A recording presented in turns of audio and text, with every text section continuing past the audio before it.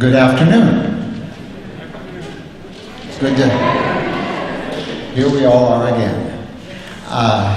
The program today has a lot of variety in it, but it's structured variety. And I just thought just before we start, I'll give you a clue as to what it's all about. It concerns the function of music. And over the whole history of Western music, and probably even in the East, music has been used for other purposes. It's used in the church to inspire, the sense of spirituality in services. It's used in dramas, it's used in operas, it's used in play. It serves a dramatic function. But there's also music that is just there for itself, all by itself. And in the latter part of the 19th century, when, remember Beethoven was at the beginning, and you go through a series of so-called classic composers like Schumann and Mendelssohn, and then you get Wagner and Liszt, and they said, we're doing new music. We're changing the function of music in the concert halls in our society, and it was to be dramatic, not formal like Beethoven. Now this may sound abstract to you, and you come and you just want to hear some pretty music, and that's sort of the end of that sad story. But in 1880, 1890, this was front page discussion in Berlin, Vienna, Paris. People were taking sides, people were arguing about it. The critics were arguing about it, and they were using very strong words. The main music critic of the Vienna newspaper called this music poisonous, and an absolute, a misery to listen to, whereas he loved Bach and Beethoven. And the flip side, there were the people that loved Bach and Beethoven, and they said this new music was, not to be listened to. Then think about your own lives. When I was in high school, it was the Beatles. And in our household, we weren't allowed to play it. It was subversive music. My parents were great parents, but we weren't allowed to play it. Then when I was a senior in high school, I came home unexpectedly. I was maybe sort of going out for a party or something, but I came home about 7 o'clock, and there my mother and father were in the living room dancing to the Beatles. I caught them in the act, okay? So this repertory, it takes time to be absorbed. So in structuring the concert today, we're starting with 3 songs. And we say in English, songs. In the world of opera, you call them arias. And they are just songs. And all 3 of them are about love. They're romantic. The first one by Mozart is, this picture is magically beautiful. Dies Bildnis ist bezaubernd schön. By the way, in the world of opera, it's somewhat contentious as to what language you're going to sing in. And there's people who are very loyal to the original, and they insist if you're going to go to the opera, you're going to put on an opera, you do it in the original language because that's how it was composed. But in the history of the tradition, that was actually rarely held up. I lived and worked in Germany for a decade in opera houses, and everywhere I worked, everything was sung in German. Madame Butterfly was Frau Schmetterling. Okay? And the intention of the leaders of the community and the leaders of the house was the audience was to be able to understand the words, the drama, what was happening. It wasn't just about the music. Okay?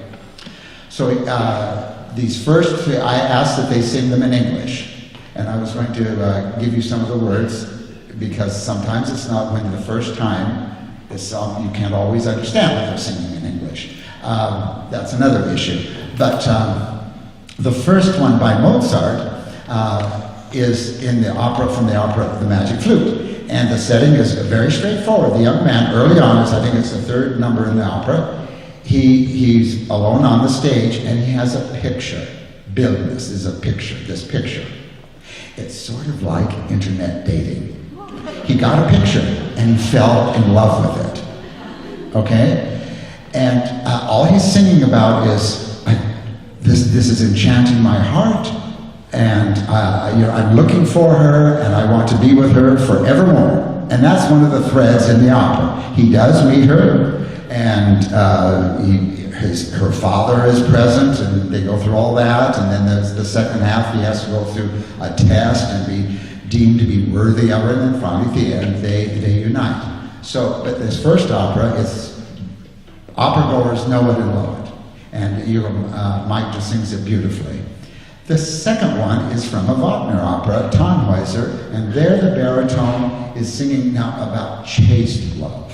And he's singing to the evening star. O du, mein holder Abendstern. O you, my beautiful evening star. But he's actually referring to a woman he loves. And he's singing about, in a very, like I say, the overwhelming character is distance and chastity. He doesn't talk about embracing her or kissing her. She's just beautiful, and he puts her up on a pedestal. The third one, it's a duet, two men, a tenor and a baritone, from an opera by Bizet called The Pearl Fishers. And it is performed regularly nowadays, but it's been off and on over the last 150 years. It's not as famous. Bizet was the one who wrote Carmen, and that's done everywhere all the time. This he did earlier, but he had him hear this duet. And it's the tenor and the baritone both love the same woman. And in the scene, they're standing there, and she's actually has been put into a temple and is playing the role of a virgin in the temple. And later in the opera, she comes out, and their romance is resolved. But they can actually see her from a distance, and they both love her. And the issue is, they resolve in the duet, we will continue to be friends. We will put our friendship before our mutual competition for this woman. And so when you go on YouTube and you can see, Jonas Kaufman and all these other great singers singing this duet, and usually the men at the end will hold up, they embrace their hands, and they say, we will remain true to each other. Okay, that's the message there. Three great love songs, each in their own way. And there you have it for the opening. We'll talk about the list when Mark comes out on the stage later. But let's first welcome Michael Nim. Come on out and show us how Mozart goes.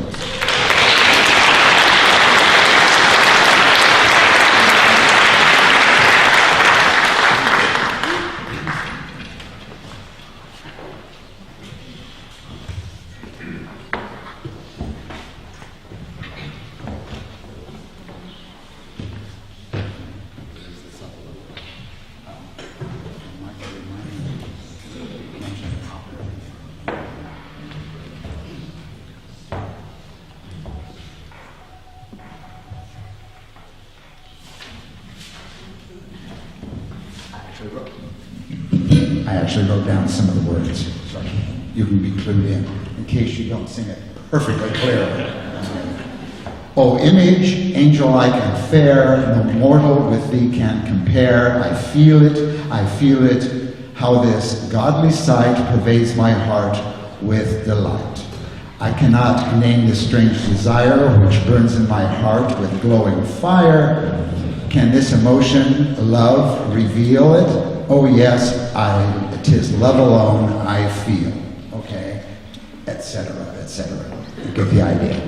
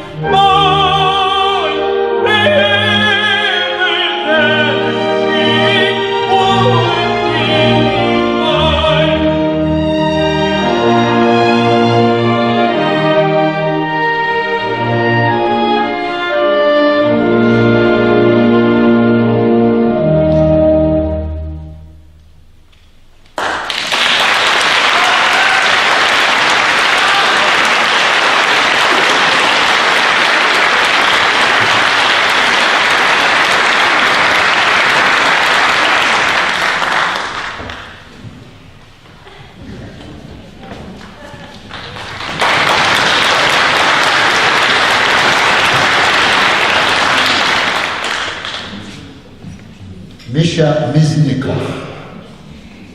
There'll be a quiz after that. Okay, Misha's now going to sing the music from Tannhaueser, Wagner's. He wrote it before the Ring. It's earlier on. What do you think of this aria?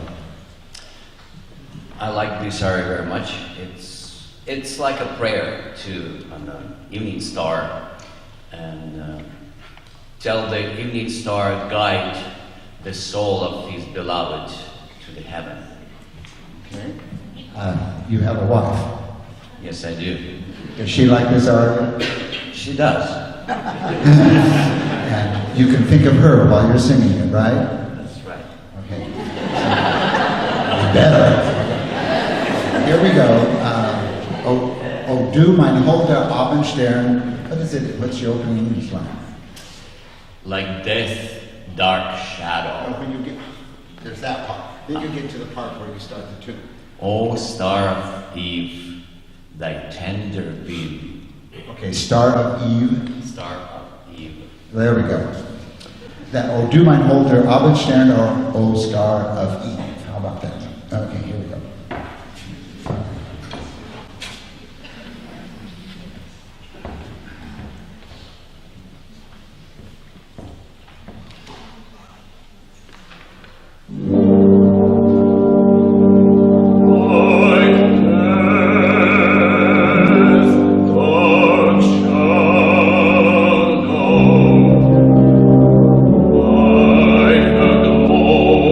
Extended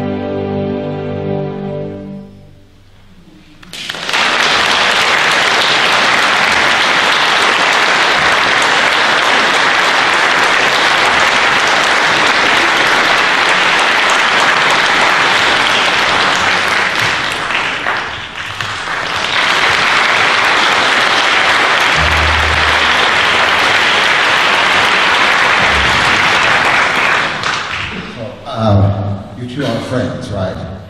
Good. But he's already married, and you're not yet, but that's okay. Now, so here's Mike and Misha again. Mike, both of you are singing in just a couple of weeks in an opera up in Belleville. Yeah, we're Opera Northwest's production of I Pagliacci. It will have Eduardo Villa, who's a Met operatic tenor. Fabulous production. Star Angelica as well. Brian Davenport is conducting. Phenomenal. Beautiful music. Yes, you must come and see. There's a. What do you sing? I'm singing the part of Silvio, and there's a love, passionate duet, and of course at the end.